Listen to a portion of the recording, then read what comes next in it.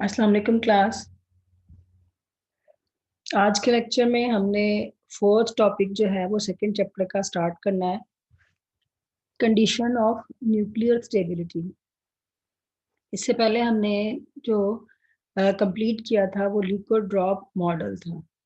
उसकी हमने अजम्पशंस देखी, उसके बाद हमने उसको डिफरेंट फैक्टर्स को सॉल्व किया और स्टडी किया, और हमने जो मैस फाइंड आउट करने का फार्मूला था कि हम लिक्विड ड्रॉप मॉडल को यूज़ करके किसी न्यूक्लियाई का जो मैस है और बाइंडिंग एनर्जी जो है वो किस तरह से फाइंड आउट कर सकते हैं, हमने ये सॉल्व किया था।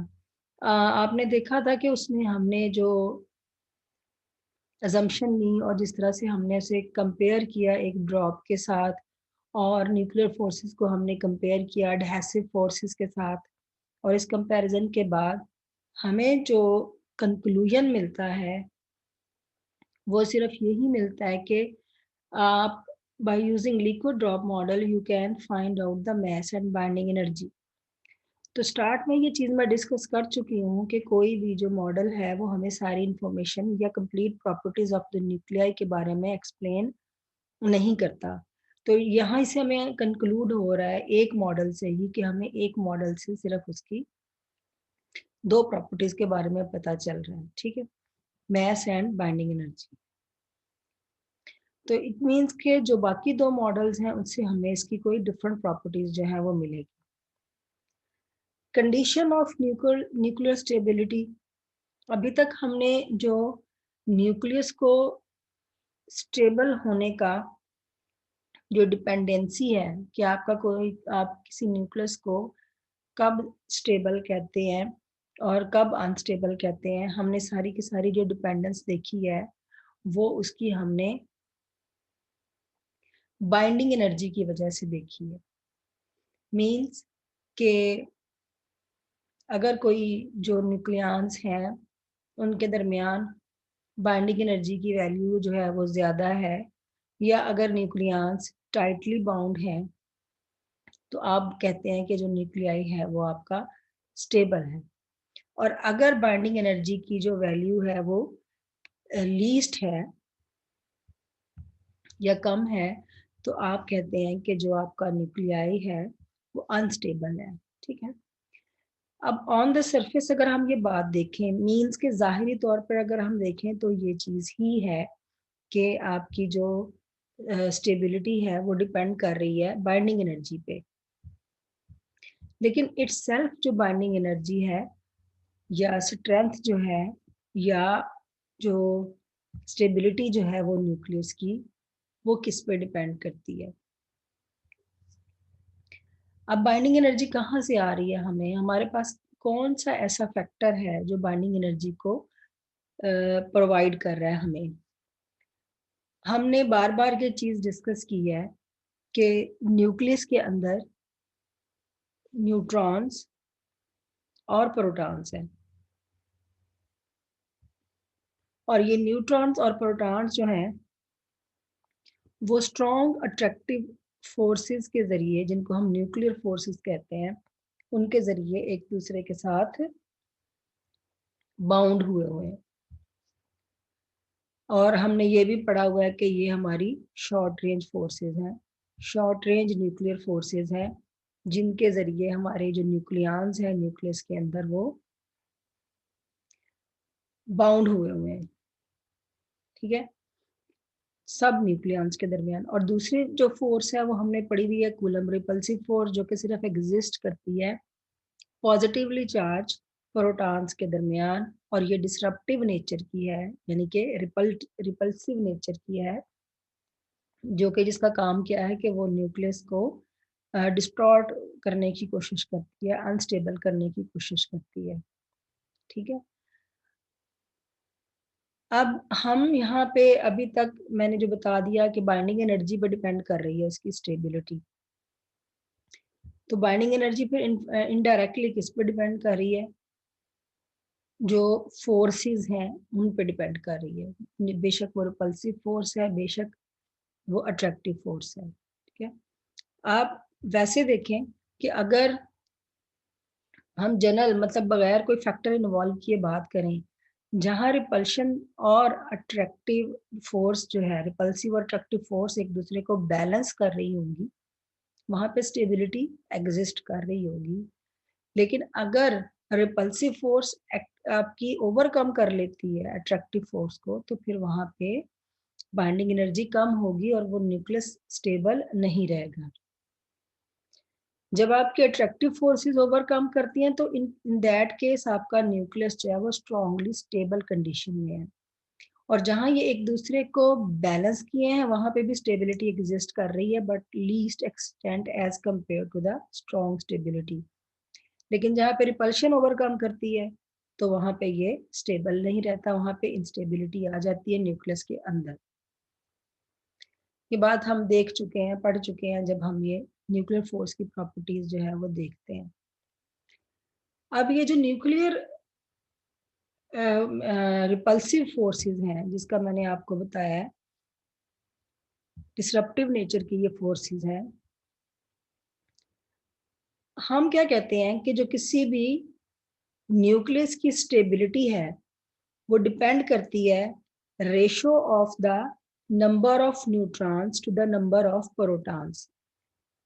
ये पॉइंट इंपॉर्टेंट है, ठीक है। अभी मैंने स्टार्ट किससे किया कि स्टेबिलिटी को आप दो तरह से अभी तक डिफाइन कर रहे हैं। नंबर वन के बाइंडिंग एनर्जी की वजह से कि जिस जहां पे न्यूट्रॉन्स के दरमियान बाइंडिंग एनर्जी ज्यादा होगी तो आपके जो न्यूक्लियॉन्स हैं, जो आपका न्यूक्लियस है वो स्ट्रांगली स्टेबल होगा। और दूसरी बात अभी हमने कर ली न्यूक्लियर फोर्सेस की, ठीक है। अब इनडायरेक्टली फिर मैं आगे बात ये करूंगी कि इनडायरेक्टली अगर आप ये कहते हैं कि रिपल्सिव और अट्रैक्टिव फोर्सेस पे स्टेबिलिटी जो है और इनस्टेबिलिटी डिपेंड करती है, तो किस वजह से नंबर ऑफ प्रोटॉन्स और न्यूट्रॉन्स की रेशो क्या है। देखिए इनकी रेशो के हिसाब से ही नंबर ऑफ प्रोटॉन्स और नंबर ऑफ न्यूट्रॉन्स की रेशो क्या है, इसके हिसाब से ही आप फोर्सेस को डिफाइन करेंगे कि कौन सी फोर्स जो है वो ओवरकम कर रही है, ठीक है। और इसी से ही आप नंबर ऑफ प्रोटॉन्स और नंबर ऑफ न्यूट्रॉन्स की जो रेशो है इसी की बेस पे ही आप बाइंडिंग एनर्जी को भी एक्सप्लेन करेंगे, ठीक है। तो अगर हमें ये रेशो पता है तो हम रेशो से एस्टिमेट कर सकते हैं कि जो हमारा न्यूक्लियाई है वो स्टेबल है या अनस्टेबल। तो जो कंडीशन ऑफ न्यूक्लियर स्टेबिलिटी है वो ये है कि the ratio of the neutrons to the number of protons, the ratio of the number of neutrons to the number of protons must be equal to 1, ठीक है। यानी कि नंबर ऑफ न्यूट्रॉन्स और नंबर ऑफ प्रोटॉन्स अगर बराबर हैं तो balance exist कर रहा है रिपल्सिव फोर्स में और अट्रैक्टिव फोर्स में, तो इसलिए आपका न्यूक्लियस जो है वो स्टेबल है। अगर जो आप रिपल्सिव फोर्स की बात करें जो प्रोटॉन्स के दरमियान है, जो रिपल्सिव फोर्स है वो प्रोपोर्शनल होती है जी स्क्वायर के। अब जी क्या है, चार्ज नंबर, ठीक है। तो आपने जो कूलम फोर्स का फार्मूला पढ़ा हुआ है, F is directly proportional to Q1 Q2 के प्रोडक्ट, यानी कि force is directly proportional to the magnitude, the square of the magnitude of the 2 point charges, ठीक है। यानी कि दोनों चार्जेस के स्क्वायर, मैग्नीट्यूड के स्क्वायर के प्रोडक्ट के इक्वल होता है। तो यहाँ पे भी हम वही बात कर रहे हैं कि जो आपकी रिपल्सिव फोर्सेस हैं वो प्रोपोर्शनल टू जी स्क्वायर है, ठीक है। अच्छा, अब हम ये बात करते हैं, अगर आप फॉर एग्जांपल देखें, सबसे पहले आपके पास जो स्टेबल आता है न्यूक्लियाई वो हीलियम का है। हीलियम में आप देखें नंबर ऑफ प्रोटॉन्स भी 2 हैं और नंबर ऑफ न्यूट्रॉन्स भी 2 हैं। तो इसमें नंबर ऑफ प्रोटॉन्स और नंबर ऑफ न्यूट्रॉन्स इक्वल है, इसलिए ये मोस्ट स्टेबल कॉन्फ़िगरेशन है। इसी तरह आप इससे आगे चलते जाएं, बोरोन है आपके पास, बेरिलियम है आपके पास, कोई भी कॉन्फ़िगरेशन ले लें अप टू 20 मीन कि जिनका चार्ज नंबर 20 है, जहाँ पे Z की वैल्यू जो है वो 20 है। जैसे जैसे आप चार्ज नंबर बढ़ाएंगे मास नंबर ऑटोमेटिकली बढ़ता जा रहा है वहाँ। तो जहाँ पे नंबर ऑफ प्रोटॉन्स और नंबर ऑफ न्यूट्रॉन्स जहाँ तक अप्रॉक्सीमेटली या एग्जैक्टली या अप्रॉक्सीमेटली इक्वल रेशो में आएंगे, वो न्यूक्लियाई जो है वो हमें स्टेबल नजर आते हैं। ठीक है, तो क्या यही कंडीशन है न्यूक्लियर स्टेबिलिटी की? क्या हम एग्जैक्टली कह सकते हैं कि जहाँ पे नंबर ऑफ प्रोटॉन्स और न्यूट्रॉन्स इक्वल है वही स्टेबल है? क्या उसके आगे स्टेबिलिटी एग्जिस्ट नहीं कर रही? तो हम ये कहते हैं कि नहीं, ऐसा नहीं है। अगर हम सिर्फ इस बेस पे कहें कि नंबर ऑफ प्रोटॉन्स और नंबर ऑफ न्यूट्रॉन्स इक्वल है तो ही न्यूक्लियस स्टेबल होगा, तो ये पॉइंट कंप्लीट पॉइंट नहीं है। तो ये आप देखें, जो मैंने स्टार्ट में आपसे पॉइंट कहा है वो ये कहा है कि एक केस वो है जहाँ रिपल्शन या रिपल्सिव फोर्सेस ओवरकम करती हैं अट्रैक्टिव फोर्सेस को। पहला केस ये था। दूसरे केस में मैंने ये कहा था कि प्रोटॉन्स जो आपकी रिपल्सिव फोर्सेस और अट्रैक्टिव फोर्सेस एक दूसरे को बैलेंस करती हैं। और तीसरा केस मैंने ये कहा था कि जहाँ अट्रैक्टिव फोर्सेस ओवरकम करती हैं रिपल्सिव फोर्सेस को। ठीक है, एक केस में दोनों बैलेंस कर रही हैं और बाकी दोनों केसेस में दोनों में से कोई एक फोर्स जो है ओवरकम करती है। ठीक है, तो ये जो हम कंडीशन बता रहे हैं न्यूक्लियर स्टेबिलिटी की, जिसमें हम कह रहे हैं कि नंबर ऑफ प्रोटॉन्स और नंबर ऑफ न्यूट्रॉन्स जो है वो इक्वल हैं, तो इसका मतलब ये है कि यहाँ पे हम बैलेंसिंग वाली कंडीशन किसी हद तक जो है वो यूज कर रहे हैं। ठीक है, तो इसका 20 तक जो मैं बात कर रही हूँ कि लाइटर न्यूक्लियाई जिनके जो नंबर चार्ज नंबर है या नंबर ऑफ प्रोटॉन्स जो है वो 20 तक आप कंसिडर कर लें, उनकी जो मोस्ट स्टेबल कॉन्फ़िगरेशन है या उनकी न्यूक्लियर स्टेबिलिटी जो है वो ज्यादा है। लेकिन जब आप 20 से ऊपर चले जाएं, इंटरमीडिएट न्यूक्लियाई ले लें या हैवी न्यूक्लियाई ले लें, इंटरमीडिएट न्यूक्लियाई की बात कर लें, अब वहां पे रेशो नहीं एग्जिस्ट कर रही, मतलब वहां पे रेशो 1 नहीं है। 20 से आगे आप चले जाएं, 20 आई फील के नियॉन का चार्ज नंबर है। 20 से अगर आप आगे जाते जाएं तो वो कॉन्फ़िगरेशन इस तरह की नहीं है कि जहाँ पे नंबर ऑफ प्रोटॉन्स और नंबर ऑफ न्यूट्रॉन्स इक्वल हों।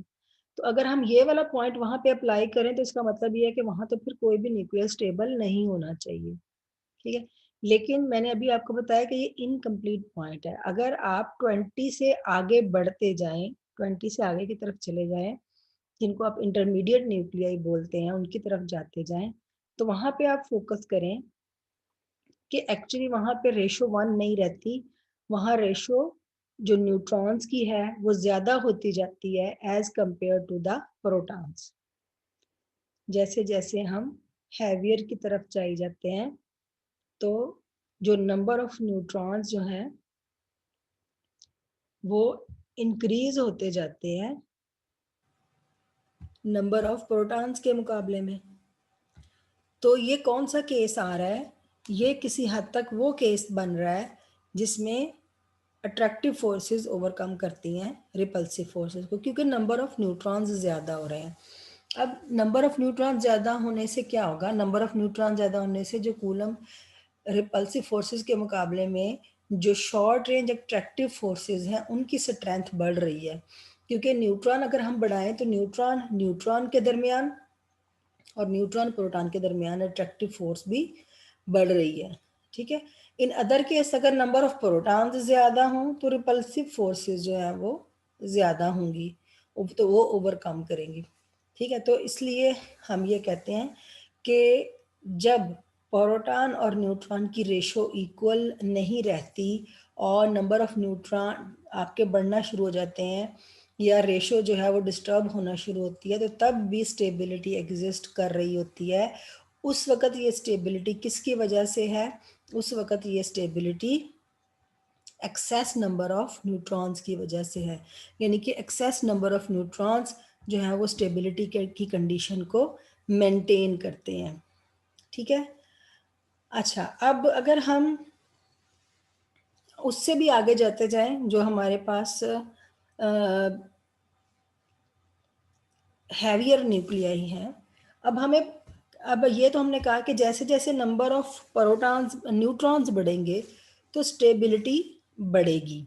लेकिन दूसरी तरफ अगर हम ये कहें कि जैसे जैसे जी इंक्रीज होगा, Z mean number of protons increase होंगे, तो उस केस में इंस्टेबिलिटी इंक्रीज होगी। और इंस्टेबिलिटी इंक्रीज होने का क्या मतलब है कि वहाँ पर जो कूलम एनर्जी है वो ज़्यादा है, वो डोमिनेट कर रही है as compare to the surface energy. ठीक है, जैसे हम ट्रांसयूरेनिक एलिमेंट की बात कर लें, तो ट्रांसयूरेनिक एलिमेंट में, यहाँ मैं आपको दिखा भी रही हूँ, ट्रांसयूरेनिक एलिमेंट में जो उनका चार्ज नंबर वो कितना है, 92। ठीक है, और 92 यानी कि चार्ज नंबर ये इतना ज़्यादा हो गया है, तो फिर कूलम रिपल्सिव फोर्सेस कितनी होंगी? क्योंकि मैंने पीछे बताया है कि जो आपकी कूलम फोर्सेस हैं वो प्रोपोर्शनल है जी स्क्वायर के, तो आप इसको डबल कर लें। तो यहाँ पे आहिस्ता आहिस्ता जैसे जैसे हम हैवियर या ट्रांसयूरेनिक एलिमेंट की तरफ जाते हैं, तो वहाँ पे जो कूलम रिपल्सिव फोर्सेस होती हैं वो एक्सीड कर जाती हैं अट्रैक्टिव फोर्सेस के, जो कि न्यूक्लियॉन्स के दरमियान एग्जिस्ट कर रही होती हैं। ठीक है, और जो सरफेस एनर्जी है वो भी। तो ये आप देखें, यहाँ मुझे सामने नज़र भी आ रहा है, ये फॉर्मूला है पिछले जो टॉपिक का है लिक्विड ड्रॉप मॉडल का। ये टर्म जो है वो आपकी वॉल्यूम एनर्जी है। तो ये वाली टर्म देखें AC, जो आपकी कूलम एनर्जी है। ठीक है, तो कूलम एनर्जी जो कि एक्चुअली आपकी रिपल्सिव एनर्जी है, और रिपल्सिव एनर्जी के साथ नेगेटिव टर्म है जो कि किस चीज़ को शो कर रही थी, कि ये एक नेगेटिव टर्म है जो कि आपकी बाइंडिंग एनर्जी को डिक्रीज करने का बायस बनती है। इससे बाइंडिंग एनर्जी को डिस्टर्ब करती है और उसको डिक्रीज करती है। तो जब बाइंडिंग एनर्जी डिक्रीज होगी, बाइंडिंग एनर्जी, तो आपका जो न्यूक्लियस है वो अनस्टेबल होगा। तो यहाँ पे भी यही चीज़ है, जब कूलम रिपल्सिव फोर्सेस एक्सीड कर जाती हैं अट्रैक्टिव फोर्सेस को, या इसको हम इस तरह से भी बोल सकते हैं, जब जी स्क्वायर ओवर ए यानी कि coulomb energy for nuclei exceeds the limits of stability, जो कि स्टेबल रहने की लिमिट है। स्टेबल रहने की लिमिट कहाँ तक है? जहाँ तक रेशो बराबर है, क्योंकि जहाँ न्यूट्रॉन ज़्यादा है वहाँ तो अट्रैक्टिव ज़्यादा है। जहाँ, अब लिमिट कहाँ तक है? जब दोनों एक दूसरे को बैलेंस कर रहे हो, वो स्टेबिलिटी की लिमिट है। जब ये बैलेंस डिस्टर्ब हो जाए, यानी कि कूलम जो है वो ओवरकम करे अट्रैक्टिव फोर्स को, ठीक है, तो जो न्यूक्लियाई है वो बिकम्स अनस्टेबल। ठीक है, ये है स्टेबिलिटी कंडीशन। अच्छा, इसके साथ ही छोटा सा टॉपिक और है, experimental evidence for nuclear magic numbers. Magic numbers के बारे में थोड़ा इंट्रोडक्शन है, क्योंकि जब हम शेल मॉडल को डिस्कस करेंगे, पहला मॉडल जो था वो लिक्विड ड्रॉप मॉडल है, दूसरा मॉडल जो है वो न्यूक्लियर शेल मॉडल है। जब हमने न्यूक्लियर शेल मॉडल डिस्कस करना है तो यहाँ पे मैजिक नंबर की बात होगी। तो उससे पहले हम थोड़ा मैजिक नंबर्स क्या हैं और उनकी प्रॉपर्टीज़ क्या है उसे देख लें।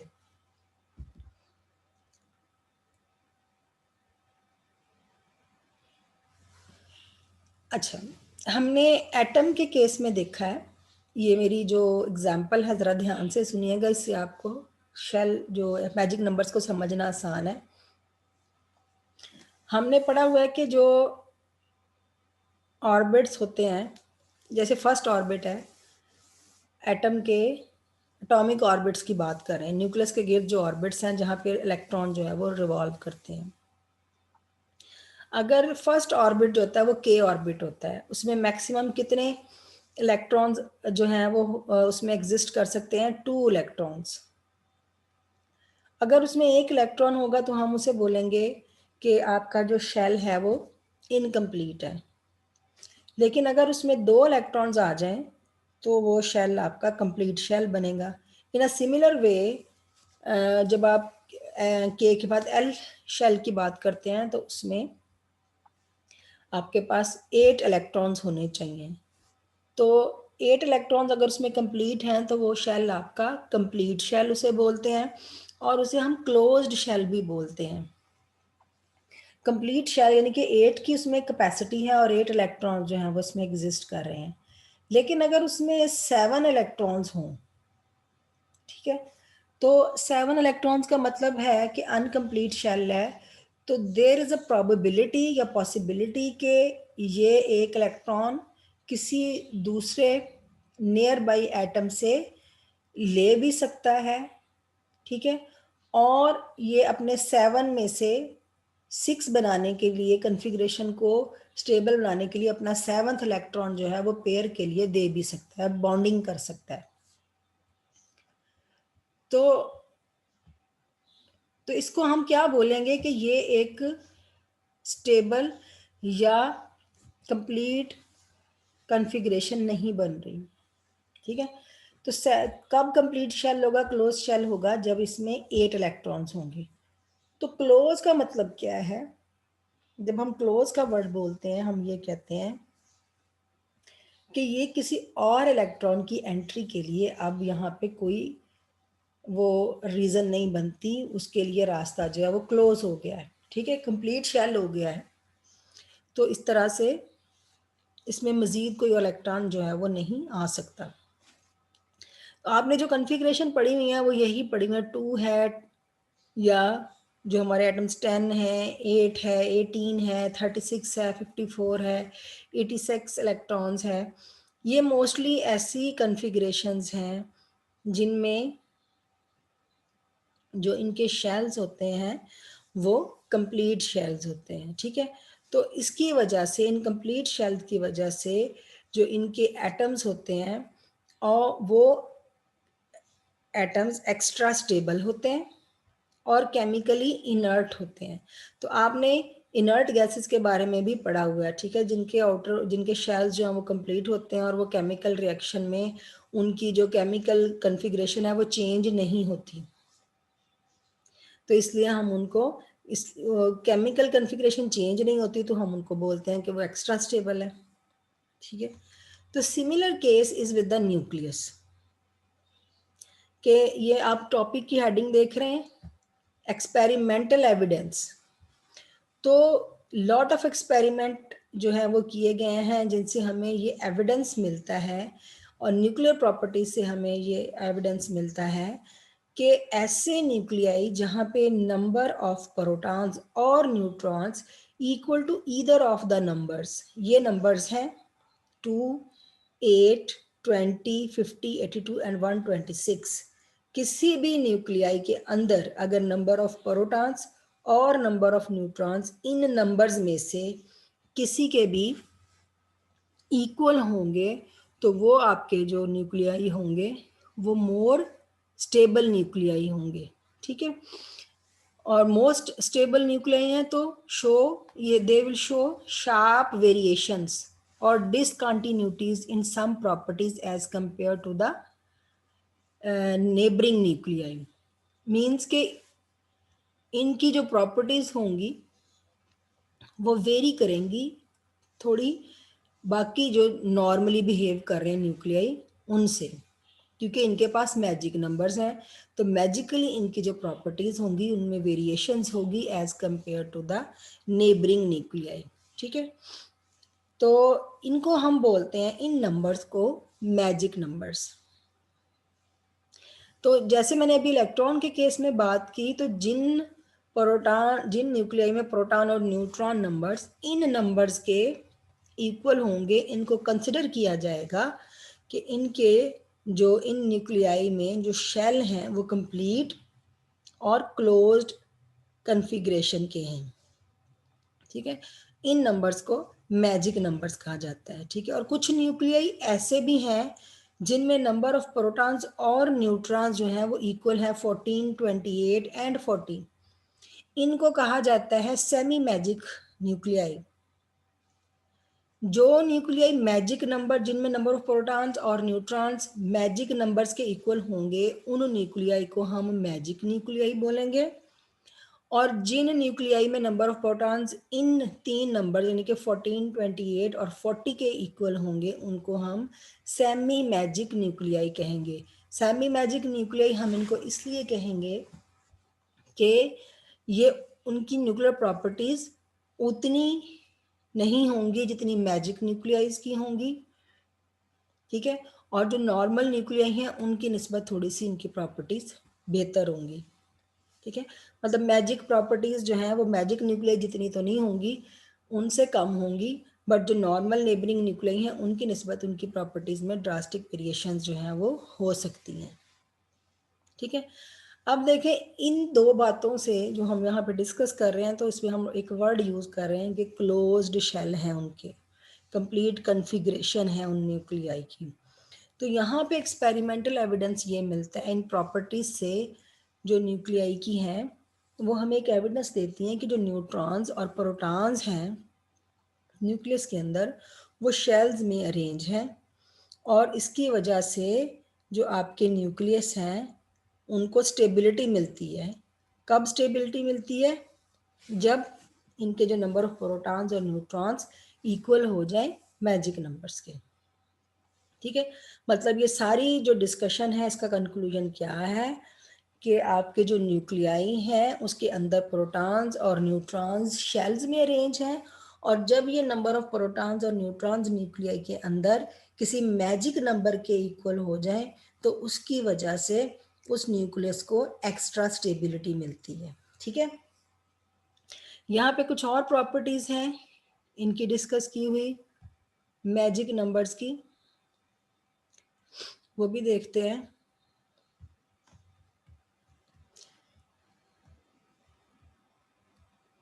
Number 1, the binding energy of magic and semi magic nuclei, like ये देखें निकल। अब निकल का देखें जो चार्ज नंबर है वो कितना है? 28। यहाँ पे आपके पास स्ट्रोंशियम है, इसका जो चार्ज नंबर है वो कितना है? वो 50 है। तो ये 28 और 50 दोनों मैजिक नंबर्स है, इसलिए ये हमारे मैजिक न्यूक्लियाई हैं।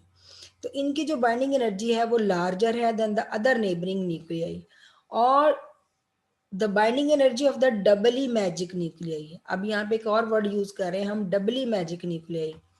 इसका क्या मतलब है? अभी मैंने पीछे बात किया magic nuclei. In case of magic nuclei the number of protons और number of neutrons must be equal to some magic number, तो वो मैजिक न्यूक्लियाई है। यानी प्रोटॉन्स और न्यूट्रॉन्स में से किसी का भी जो नंबर है वो अगर मैजिक नंबर के इक्वल हो जाए तो वो आपका मैजिक न्यूक्लियाई है। But in case of doubly magic nuclei number of protons और नंबर ऑफ प्रोटॉन्स दोनों ही किसी मैजिक नंबर के इक्वल हो जाए तो आपका जो न्यूक्लियाई है वो डबली मैजिक न्यूक्लियाई है, ठीक है। तो बाइंडिंग एनर्जी जो डबली मैजिक न्यूक्लियाई की है वो मैक्सिमम है, ठीक है। यानी मैजिक न्यूक्लियाई के मुकाबले में और सेमी मैजिक न्यूक्लियाई के मुकाबले में जो डबली मैजिक न्यूक्लियाई है वहाँ पे बाइंडिंग एनर्जी की वैल्यू जो है वो मैक्सिमम है। अब देखें डबली मैजिक का मतलब क्या है। ये हीलियम है, हीलियम में नंबर ऑफ प्रोटॉन्स कितने हैं? 2। तो मैस नंबर में से यानी कि 4 में से 2 तो आपके प्रोटॉन्स और 2 न्यूट्रॉन है, तो 2 क्या है? Magic number.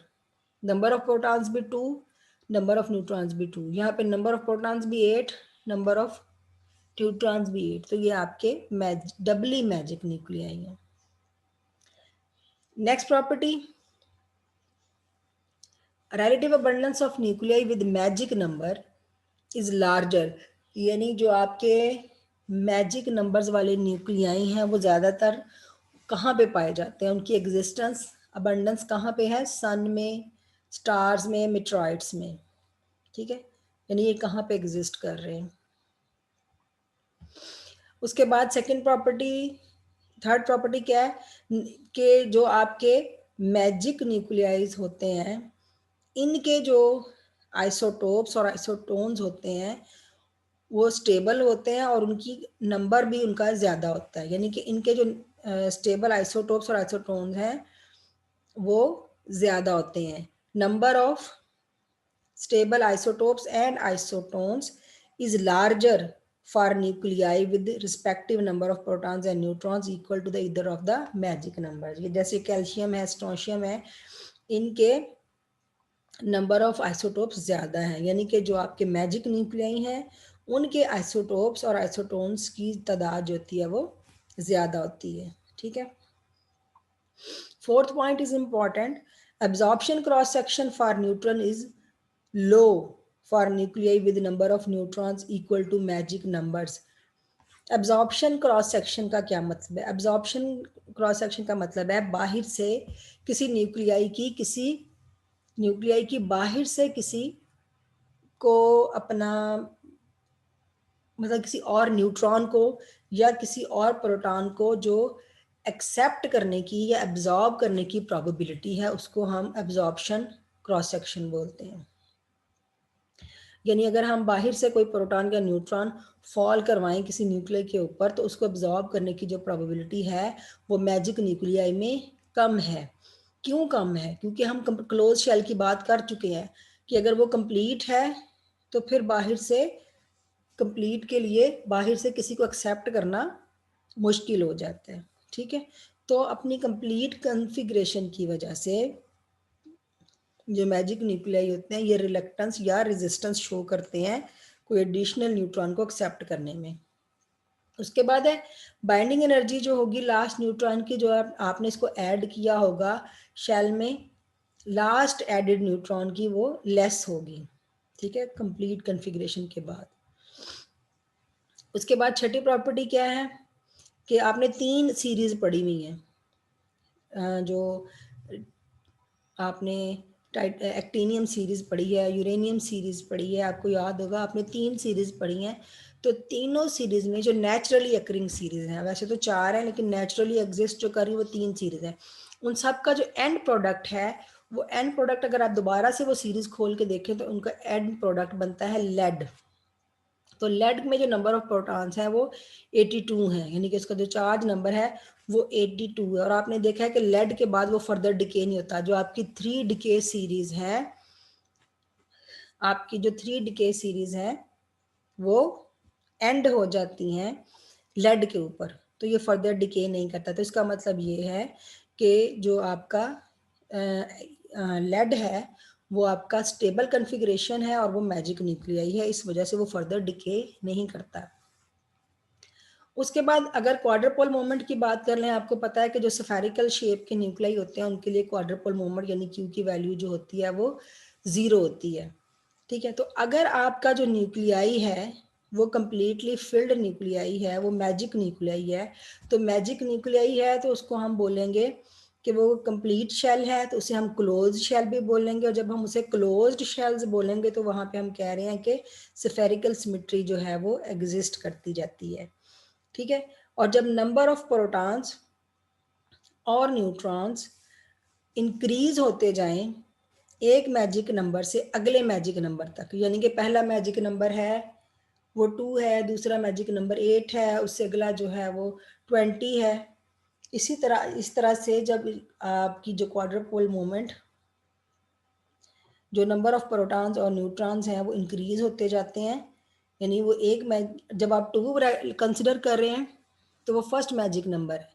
फिर आपने नंबर ऑफ प्रोटॉन्स इंक्रीज हुए, आप 8 पे आ गए तो वो दूसरा मैजिक नंबर है। तो जैसे जैसे आप नंबर ऑफ प्रोटॉन्स इंक्रीज होने के साथ या नंबर ऑफ न्यूट्रॉन्स इंक्रीज होने के साथ साथ आप एक मैजिक नंबर से शिफ्ट करते हैं दूसरे नेक्स्ट मैजिक नंबर तक, तो जो क्यू है यानी कि जो आपकी क्वाड्रपोल मोमेंट है जो उसकी वैल्यू है वो 0 से मैक्सिमम होती जाएगी।